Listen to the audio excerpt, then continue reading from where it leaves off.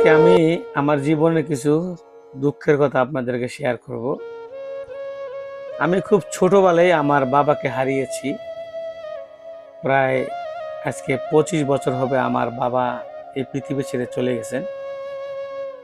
তো আমাদের মা আমাদেরকে কষ্ট করে মানুষ করেছেন, আমাদেরকে কষ্ট বুঝতে দেন নাই। তো আজকে আমি আমার মাকে ফোন দিলাম যে মা, ঈদ চলে আসলো, তোমার জন্য কি আনবো। মা আমাকে বললো যে আমার মোবাইলটা নষ্ট হয়ে গেছে। আমি বললাম যে মোবাইলটা নষ্ট হয়ে গেছে, মোবাইলের দাম তো অনেক।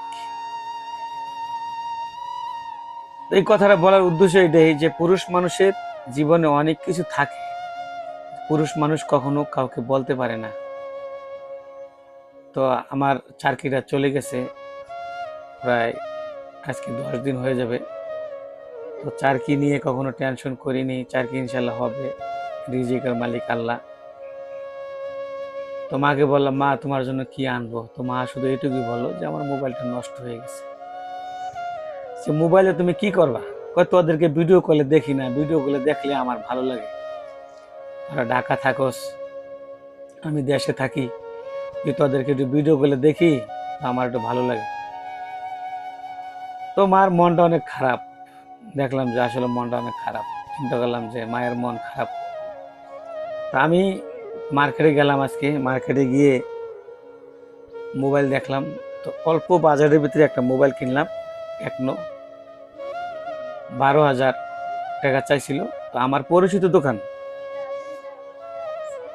তো 12,800 টাকা চাইছে। পরে আমি বললাম যে ভাই আমার কাছে কিন্তু বাজেট খুব কম, ওই বাজেটের ভিতরে যদি আমাকে একটা মোবাইল দেন তো ভালো। তো আমি গেলাম তার কাছে, গিয়ে বললাম যে আমার কিন্তু এই বাজেট। আমি একে একে তার কাছ থেকে 5টা মোবাইল কিনছি। তা আমার যে ফাইজা গ্রুপের যে মালিক, সেও কিনছে মোবাইল, ওই একই দোকান থেকে কিনছি। তা আমি বললাম যে ভাই আমাকে একটা ভালো মোবাইল দিবেন, কিন্তু আমার টাকা খুব অল্প। সে আমাকে বললো যে আপনি এই মোবাইলটা নেন, এই মোবাইলটা খুবই ভালো। তো অবশেষে একটা মোবাইল কিনে ফেললাম আমার মায়ের জন্য। তো আমরা 3 ভাই, তো মা সবার কাছে কেউ সবকিছু চাইতে পারে না, আমার কাছে চাইছে। পরে আমি এই জিনিসটা আবদারটা পূরণ করলাম।